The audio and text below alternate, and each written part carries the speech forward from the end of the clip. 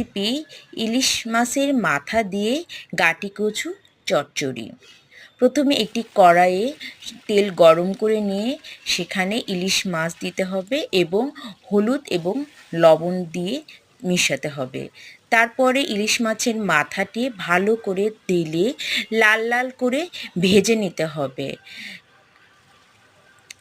এরপর তেলের থেকে ইলিশ মাছের মাথাটি ভালো করে লাল করে ভাজার পরে একটি বলে সেটা তুলে রাখতে হবে। এবার সেই তেলে সামান্য পরিমাণ আরেকটু তেল দিয়ে সেখানে কালো জিরে এবং শুকনো মরিচ ফোড়ন দিতে হবে। কালো জিরে শুকনো মরিচ ভালোভাবে ভাজা হয়ে গেলে পেঁয়াজ কুচি, কাঁচামরিচ কুচি সেখানে দিতে হবে এবং সেটা ভালোভাবে ভেজে নিতে হবে। মোটামুটি ভালো করে ভাজার পরে জিরে বাটা তার মধ্যে দিয়ে দিতে হবে।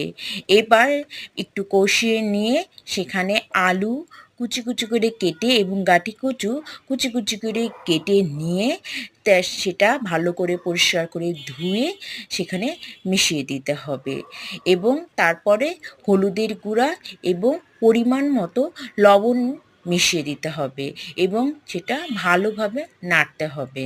ততক্ষণ নাড়তে হবে যতক্ষণ না একটু ভাজা ভাজা না হয়। এবার নাড়া হয়ে গেলে সেটা একটা ঢাকনা দিয়ে ঢেকে দিতে হবে। কিছুক্ষণ মিনিমাম 10 মিনিট ঢাকার পরে সেটাকে আস্তে আস্তে করে নামিয়ে নিয়ে ভালো করে নাড়তে হবে।